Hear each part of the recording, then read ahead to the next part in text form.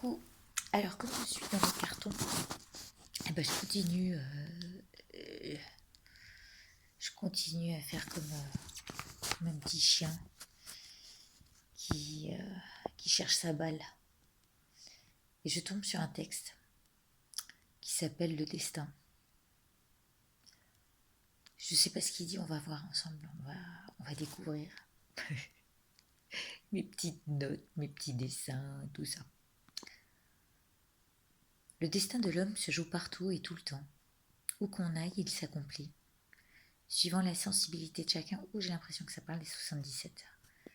Il semble possible de changer les choses, de modeler le destin, avec ce qui nous est préalablement donné, puis étudié en son cours. On assimile les gains comme les erreurs, pour le transformer ou le construire de manière plutôt positive. Certains naissent avec un ou plusieurs dons, c'est inné, et toujours d'ordre fantaisiste ou artistique. C'est marrant, c'était déjà, en tout cas je le mets un peu partout. C'est en tout cas ce que j'ai retenu de certains de nos génies. Nous n'utilisons donc pas les mêmes outils, n'emploierons pas tous le même potentiel dans une même sphère d'activité, ni même un même langage entre genres humains. Notre nature, au-delà de notre éducation, nous portera souvent vers ce que l'on suggère être des vérités. Cette considération aux allures confortables jouera un rôle capital plus ou moins en accord avec nos aspirations et la réalité. Nos sens nous dirigent et cela mérite une note. Attirance ou répulsion. Ce n'est pas une question, non. C'est ressentir, ou parfois dans le pire des cas, éprouver. Nous serons inévitablement tous attirés par ce et ceux qui nous ressemblent, ce qui sensiblement nous plaît d'instinct. Seulement, pouvons-nous vraiment nous y fier, puisque ce sont nos émotions qui régissent tout notre être. Ce sont elles qui portent à croire et impliquent ainsi une vie entière de décisions au regard de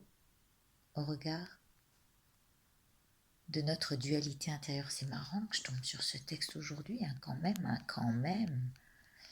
La voie fatale de la nature de l'être qui, si je puis le dire, est sans lendemain, la voie fatale, nous amène à penser que nous maîtrisons notre destin jusqu'à un certain point. Mais c'est qu'elle était pas sotte déjà. Nos diverses capacités physiques et intellectuelles peuvent nous lâcher ou nous surprendre à tout moment. Si notre vie part en éclats de tous côtés, visons justement ce qui nous reste de fonctionnel en le brisant ou en l'amenant à disjoncter, notre intervention n'en sera que minime, puisque de surcroît, le destin en a décidé autrement. Le dictionnaire donne en définition au destin une existence humaine réglée d'avance, une suite d'événements prédéterminés. Certes, bon nombre d'entre nous croient en plus en d'autres forces, dites invisibles. Croyez-vous qu'elles soient vraiment invisibles ? Je crois pas, là, avec ce qui se passe.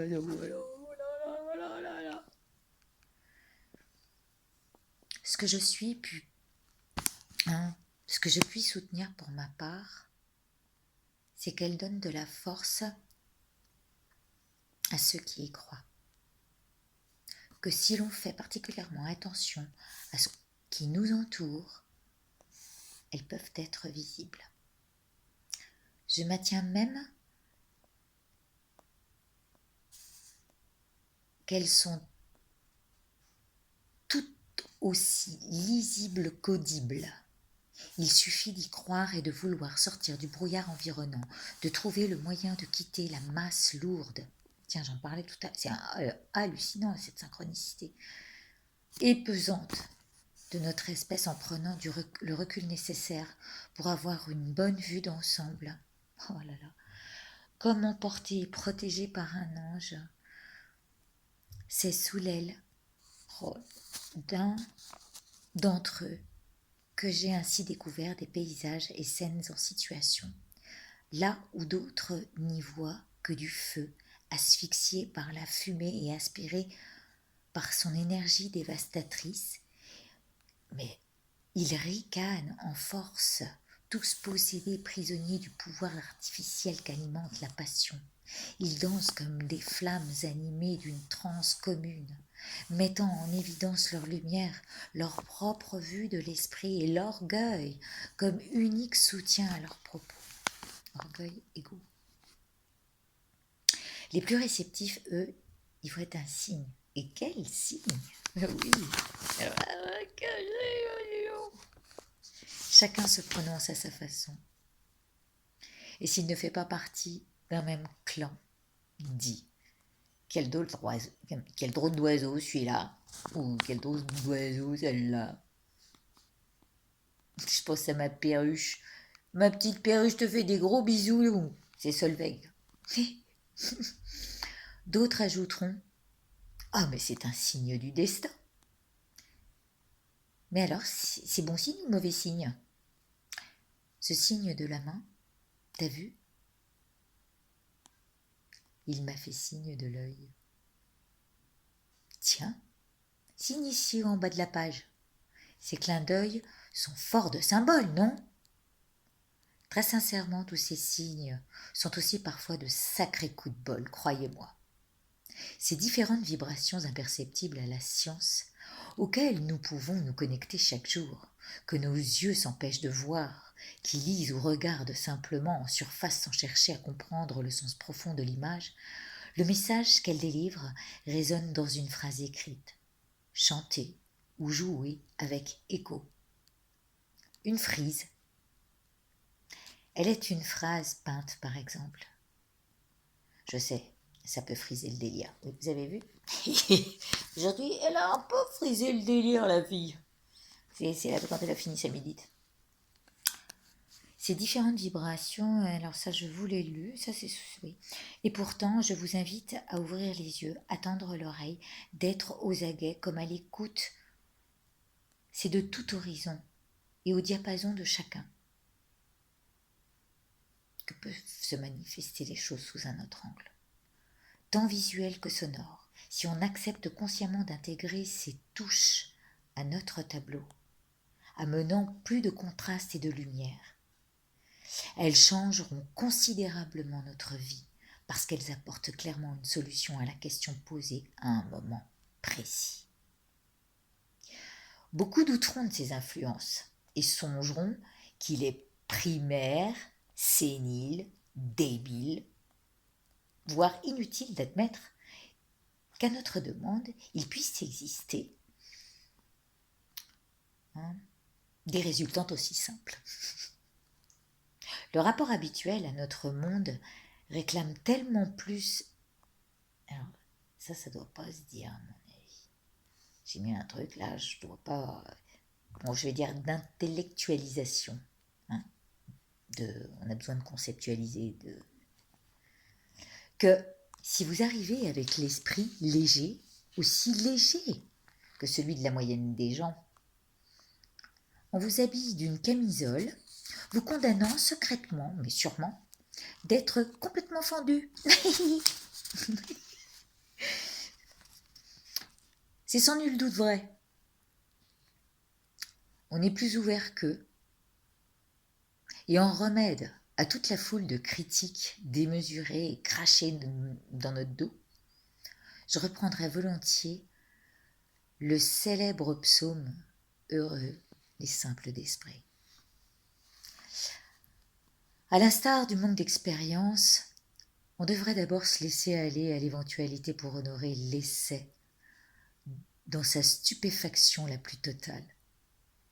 Comme un enfant devant la féerie de Noël. Mais c'est hallucinant ce qui arrive là. Oh, je suis contente de vous le faire partager parce que je tombe dessus en fouinant dans mes cartons pour vous retrouver ma première partie de vie. Et là, bon, on tombe à la féerie de Noël avec notre battleur qui est sur... enfin, notre mât qui est sur le marché de Noël devant le battleur. Cela produit sur soi-même un effet très étrange couronné d'une empreinte amicale inimitable. Qui d'entre nous conçoit l'idée... Attendez. Qui d'entre nous conçoit l'idée ou consolide déjà un lien avec l'au-delà? Ah non, c'est pas comme ça qu'il faut la lire. Qui d'entre nous conçoit l'idée ou consolide déjà un lien avec l'au-delà, ainsi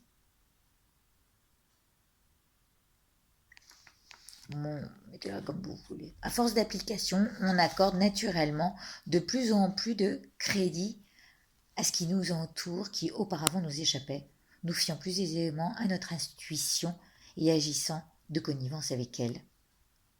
C'est une histoire de confiance entre elle et nous. Des validations du chemin, c'est super. La confirmation de la vision ou du message sera retransmise par les faits, se réalisant quelque temps plus tard. Bah ouais, là, bah ok, voilà. Je sais pas quand est-ce que j'ai écrit ça. Hein.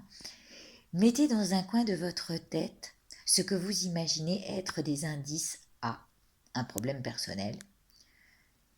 Ces signes qui vous font de l'œil et qui relient à ces points restés en suspension en votre esprit. Si vous n'avez pas de quoi noter, enregistrez-les au moins visuellement. Bon, si vous avez compris, je crois que la confirmation de la vision ou du message sera retransmise par les faits se réalisant quelque temps plus tard. Bon. Mettez dans un coin de votre tête ce que vous imaginez être des indices à un problème personnel. Ces signes qui vous font de l'œil se relieront à ces points restés en suspension en votre esprit.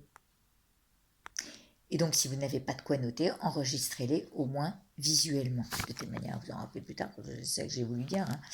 Moi, par exemple, alors, j'ai toujours sur moi de quoi écrire. C'est vrai, ça. C'est vrai, j'aime bien avoir les petits carnets. C'est pourquoi j'en ai envoyé un Solveig aussi. Et puis, j'aime bien envoyer des carnets. Je sais pas pourquoi je suis comme ça. Alors, pensez-y, vous savez pourquoi je vous ai envoyé des carnets, s'il y en a qui en ont reçu. Aujourd'hui, avec les portables, la prise de vue est accessible, même le fait de pouvoir enregistrer hein, dans l'instant. Il suffit d'être bien outillé au moment imprévu ou de solliciter sa mémoire pour l'employer à graver ces brefs instants de révélation. Sauter le voile des yeux. C'est permettre à nos sens de se décupler, c'est apprendre à décoder, décrypter, et c'est, sans conteste, aborder l'expérience selon nos principes de base et nos données personnelles. Cela appartient au plan subtil de notre conscience. Le tout est y connecté. Connectez-vous, connectez-vous. Allez-y, sautez le pas. Donc on saute dans le vide comme notre mât. Entrez dans le jeu. J'en ai justement un à vous montrer. Ah, mais ça devait être une présentation du jeu, ça. Mais je souhaiterais tout d'abord en finir avec cette intro. Oui, parce qu'une mise en garde est malgré tout nécessaire. Toute considération confondue. Si le libre arbitre ne joue pas comme il le devrait son rôle en s'impliquant également dans les choix, il devient excessivement dangereux de se soumettre à une dépendance. Ah, vous avez vu, hein, quand je parle des réseaux. Voilà. Systématique, voire journalière de la pratique, en étant en perpétuelle recherche de signes. La répétition abusive de ce genre de comportement démontre une certaine nocivité. Comme toute drogue, donc comme tous ceux qui vont dans chercher, vous savez, dans les cartes, voilà, une réponse, au lieu de se laisser porter par ce qui est validé par un message extérieur. Vous êtes en train de faire quelque chose, vous êtes dans votre voiture, vous vous posez une question et d'un seul coup, paf, vous entendez la chanson ou l'information qui vient valider ce à quoi vous pensez. Ça, c'est, allez-y hein. Et c'est vrai que c'est pas en restant branché sur... Au contraire, ça risque de vous emmener de manière sournoise ailleurs. Bon, alors du coup, voilà. En étant en perpétuelle recherche de signes, la répétition impulsive de ce genre de comportement démontre une certaine nocivité. Comme toute drogue qui gagne du terrain, la proie facile de beaucoup d'illusions est celui qui n'a ni réserve ni limite dans ses croyances, entraîné dans une spirale infernale où l'équilibre est sans doute bien bancal. De l'engouement à l'engrenage, il n'y a qu'un pas, celui d'être converti en esclave, en instrument ou en victime. C'est une prévention non négligeable qui doit d'ores et déjà s'inscrire dans une stratégie plutôt méfiante, dans le sens où vous devez rester le maître de votre jeu. C'est bien, elle est bien, hein, c'est bien que ça nous rappelle des choses comme ça. C'est alors que vous vaincrez, libérez des griffes de l'emprise et ferez usage de morale et de raison, de discipline morale. C'est essentiel. En deuxième prévention, je conseille de ne pas se mentir à soi-même. Se livrer en conjecture n'est aucunement constructif. Vous ne pouvez pas céder aux hypothèses qui manquent de confirmation dans les faits.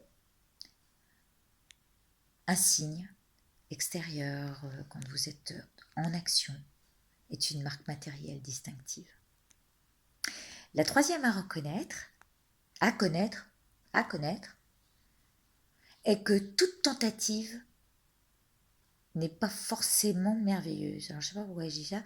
Elle présente parfois un caractère sombre et peu réjouissant. Bah oui, hein, quand on voit l'envers de la médaille, parfois là je me dis oh là là, mais dans quoi on s'embarque dans nos trucs là.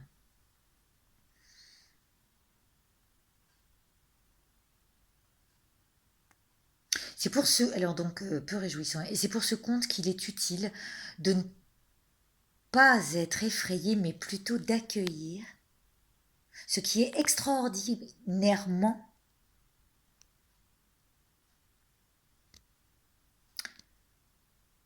c'est pour ce compte qu'il est utile de ne pas être effrayé, mais plutôt d'accueillir ce qui extraordinairement prévient d'un danger.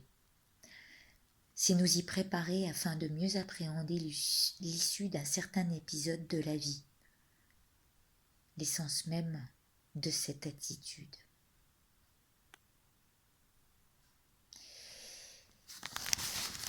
Marrant que je dise ça là, parce que j'ai assisté à des salons où il n'y avait que des médiums autour de moi. Je vous dis pas comment c'était pas facile pour moi, parce que je ne suis pas médium, mais je sais que je suis une visionnaire et que je vois des choses.